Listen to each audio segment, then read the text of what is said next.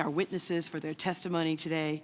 In order for us to truly address the People's Republic of China's harmful trade policies, we need more than rhetoric. We need action. I think all of you on this panel would agree on that. I am proud that the Biden administration has taken decisive action. First, we in the Congress under President Biden took a major step to combat China's growing influence by passing the historic Infrastructure Investment and Jobs Act. By modernizing our infrastructure for the 21st century and investing in working families, America will be better positioned to compete with China for decades to come.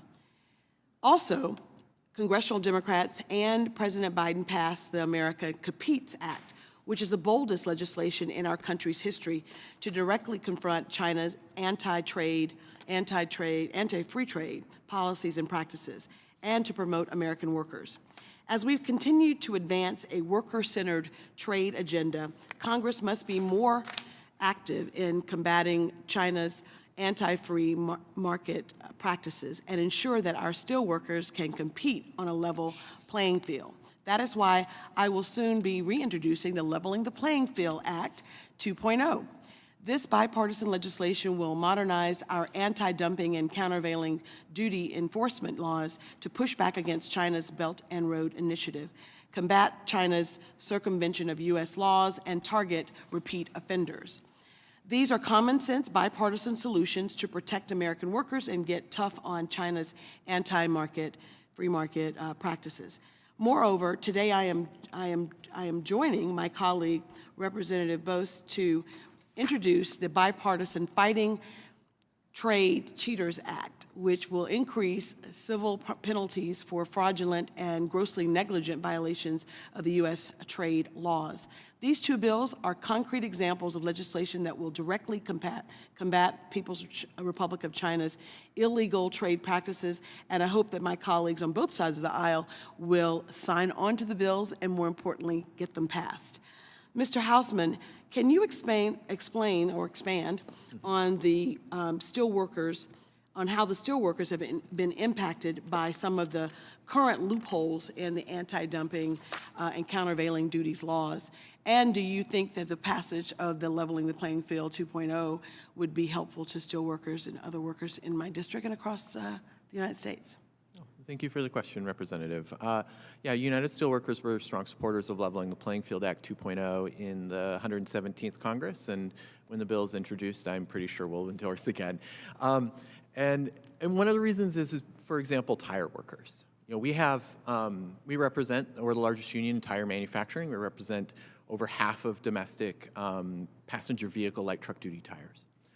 And we've had to do 5 anti-dumping and countervailing duty cases, including 2 on PVLT. The first one was against China, successful.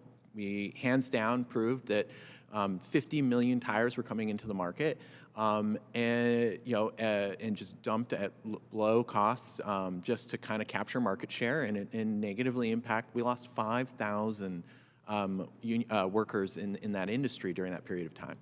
We were successful there, but then 3 years later, the union had, a few years later, the union had to put out another AD/CVD case. And we saw imports rise very quickly from companies that also, quite frankly, have parent companies that are based in China. And so they just basically shifted production to third-party countries and just started shifting and putting those tires back into the market. We filed that case, and we're successful in that anti-dumping and countervailing duty case as well. But it would have been easier with your Leveling the Playing Field Act 2.0. These successive cases, and particularly third country subsidies from China, are key items to address. And then, the union is familiar with the Fighting Trade Cheats bill, which was introduced by Senator Brown and Tillis over on the Senate side. Look, we think the idea of enhanced penalties for bad actors is a right idea. I mean, the idea that these importers continuously evade and break the law.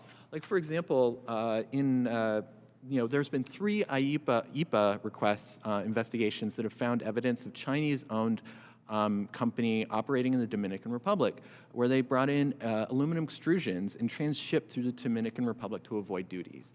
Multiple cases now we should be able to attack and address those sorts of repeat offenders and repeat importers and provide meaningful penalties to and potentially knock them off the list from being able to import.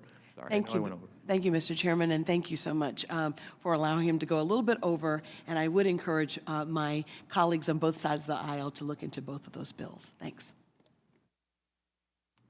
Thank you very much. Again, thank you to our witnesses for participating here today. I think a timely discussion, one that focuses on solutions as well. So thank you for sharing your expertise, your insight,